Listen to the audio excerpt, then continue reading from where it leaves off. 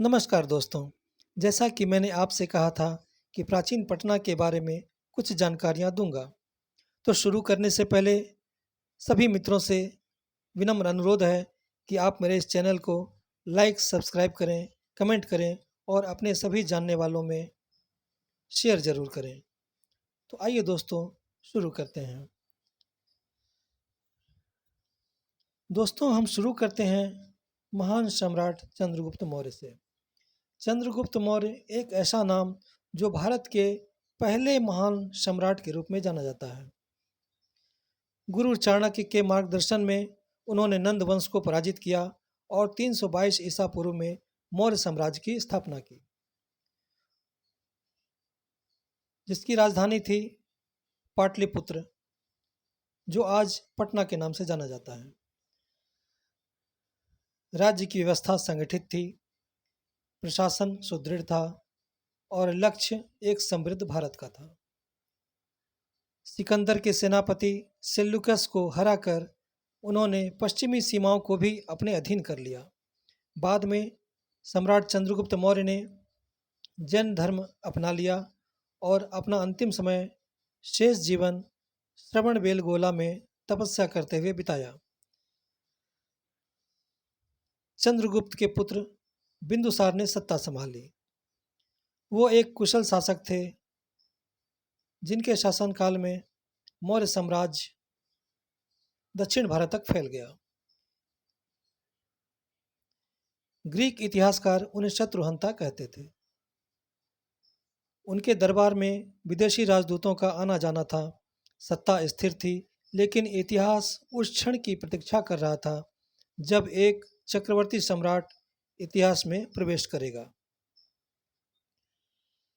268 ईसा पूर्व में बिंदुसार के पुत्र अशोक ने सत्ता संभाली।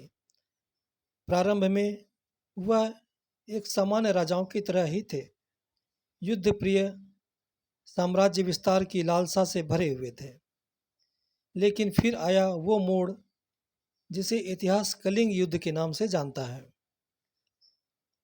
उस युद्ध में हजारों लोग मारे गए, लाशें बिछी, निर्दोषों का रक्त बहा और एक सम्राट का हृदय रो पड़ा।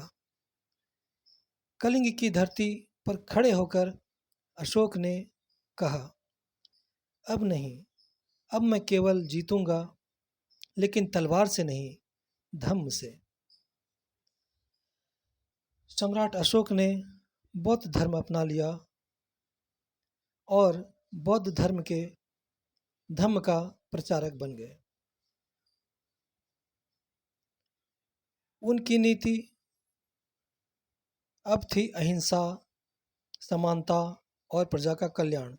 उन्होंने अपने आदेश पत्थरों और स्तंभों पर खुदवाए। ये थे अशोक के शिलालेख। उनकी बेटी संघमित्रा और बेटा महेंद्र बौद्ध धर्म के प्रचार के लिए श्रीलंका भेजे गए। अशोक ने केवल भारत को ही नहीं, दुनिया को सिखाया, सत्ता से बड़ा है सेवा।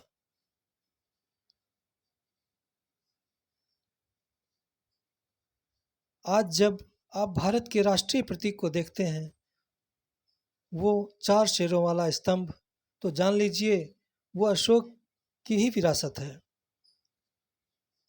सत्यमेव जयते केवल शब्द नहीं, एक युग की गूंज है। 232 ईसा पूर्व अशोक इस संसार से विदा हो गए। उनके बाद मौर्य साम्राज्य धीरे धीरे पतन की ओर चला गया, लेकिन अशोक का संदेश आज भी जीवित है, शांति, करुणा और धर्म के मार्ग पर चलने का। तो दोस्तों, यह कहानी थी चंद्रगुप्त की दूरदृष्टि से लेकर सम्राट अशोक की आत्मा के परिवर्तन तक। एक ऐसा कालखंड जिसमें भारत को केवल भौगोलिक ही नहीं, आध्यात्मिक रूप से भी समृद्ध किया।